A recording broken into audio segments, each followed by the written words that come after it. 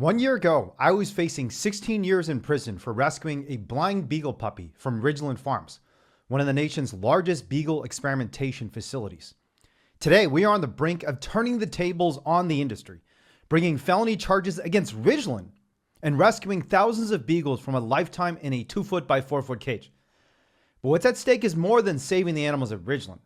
It's an engine of change that could go infinite and save billions more. That engine is called scalable change, and it's what happens when we create feedback loops that transform seemingly small actions into massive system-wide impacts. In the right conditions, the momentum becomes so powerful that change that once seemed impossible becomes inevitable. This is what happened at Ridgeland. Our small and risky action, rescuing a beagle from a cage, triggered an avalanche of media and activism. As a result, in less than 1 year, the system went from trying to put us in prison for rescuing dogs to joining our efforts to save them.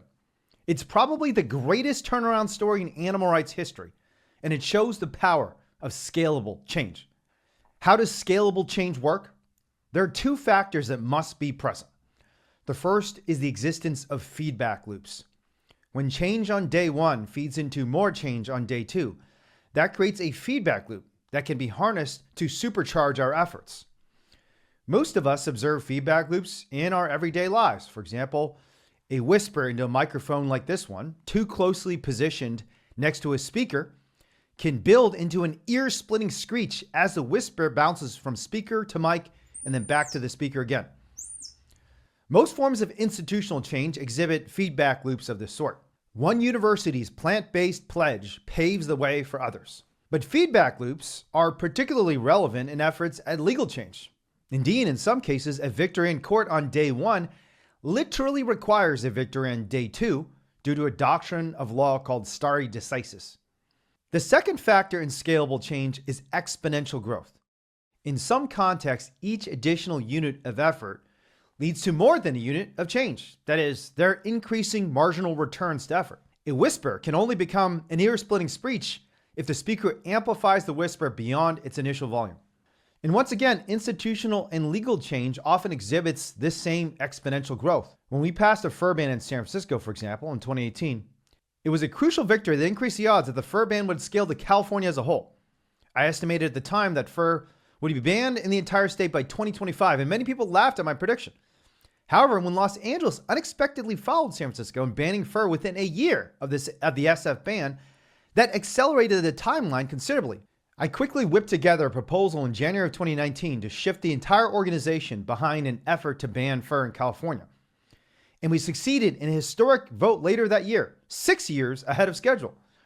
This is an example of exponential growth. The first effort, the SF fur ban, made winning in California possible. But the next effort, the LA fur ban, made winning in California inevitable. Each additional unit of effort, like a speaker amplifying the volume of a whisper, was more powerful than the last. It's crucial for advocates to understand if they're part of an engine for scalable change. When problems are as large as animal exploitation, involving tens of billions of victims spread across the globe, the size of the solution has to meet the size of the problem.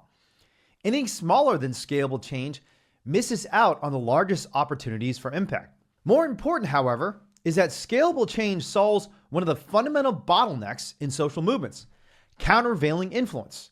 For every incremental effort we make, there's a reaction by the system that threatens to reverse progress. For example, we may persuade one person to become vegan, only to see 2 other vegans revert back to their former lifestyles. Scalable change can solve this problem by creating momentum that overwhelms countervailing influence. Indeed, in large and complex systems with many sources of countervailing influence, scalable change may be the only way to create any change at all. But that brings us to the most important question. How do you know if you're working with scalable change? The Ridgeland case offers some lessons. The first lesson is that scalable change generally has an action-attention feedback loop. Our actions on day one need to be able to seize attention. And that attention needs to be of the sort that triggers more action on day two. In the Ridgeland case, the initial rescue and prosecution led to massive attention, including a number of viral videos.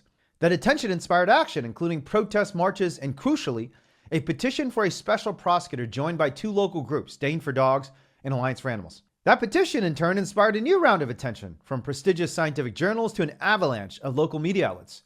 Hsiung visited Ridgeland in 2017, rescuing 3 beagles at that time.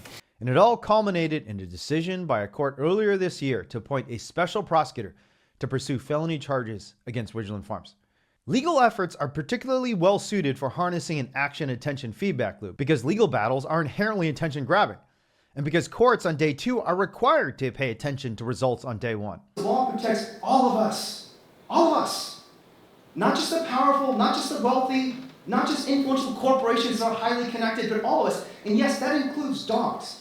But there's a more general class of campaigns that harness the attention-action cycle. Flagship victories in corporate campaigns, such as Costco's 2016 announcement that it would ban caged eggs, inspired activists to successfully target Kroger, too. The fundamental question every advocate should ask is, do I have an answer to the day 2 problem? How are my efforts on day 1 fueling attention and success on day 2, day 10, day 1000, and all the way to your final goal? If you can't answer that day 2 question, what do we do on day 2 after we win on day 1? Then you probably aren't working towards scalable change. Just a side note, there's an interesting parallel between the day 2 problem and the method deep learning networks use to solve problems in artificial intelligence, which is called backpropagation. The second lesson from the Ridgeland case is that momentum is far more important than early success because momentum is a sign of exponential growth. We only rescued 3 dogs from Ridgeland, and early progress was hard. Far from being persuaded by our efforts, the government tried to imprison me. But we had a theory of momentum. We thought every small sign of progress in this campaign, even something as trivial as just having the charges against me dismissed, would make future efforts dramatically more effective. And that is exactly what happened. From politicians to Ridgeland buyers, each incremental victory has made the next one easier. Most recently, the government is moving to potentially remove the company's veterinary license, and many of Ridgeland's buyers are cutting ties. These are victories that would have been unthinkable 1 year ago. The smallness of the original action and the early difficulty of progress were not as important as the momentum the work inspired. Too often, activists ignore momentum and are trapped by the curse of the present. This is particularly true in effective altruism circles, where tractability is often confused with early widespread success. The reality is that in most opportunities for scalable change, early widespread success is a red herring. It suggests you are doing work that targets low-hanging fruit but probably doesn't have the momentum to scale. After all, if the work were easy and high momentum, it would have already taken off. What you want is not early success necessarily, but hard campaigns that have early momentum. For example, by building an activist base for your campaign. That was precisely our theory in the Ridgeland case. We didn't think it would be easy to win over the legal system. If it were easy, someone would have already done it. But we knew if we were able to make some legal progress, that progress would inspire the momentum to scale. And that theory has now taken us to the brink of saving thousands of dogs. Of course, we need to ask ourselves the day 2 question. What's next? The answer is saving all dogs used in experiments. Then on day 10, saving all animals used in experiments, not just dogs. And on day 1000, saving all animals exploited for any purpose. The action-attention cycle of momentum from day 1 can be used to fuel all these future efforts.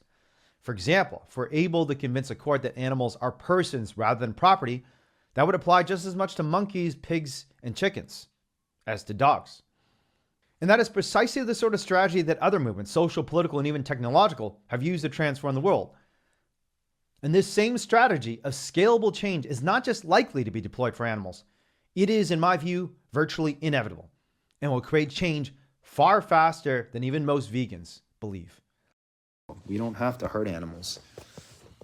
You can protect them. We don't have to kill them, we can care for them. And that's who we're meant to be, right? That's who we are when we're at our best. We're caring for each other and for the other living beings of this earth and not hurting them.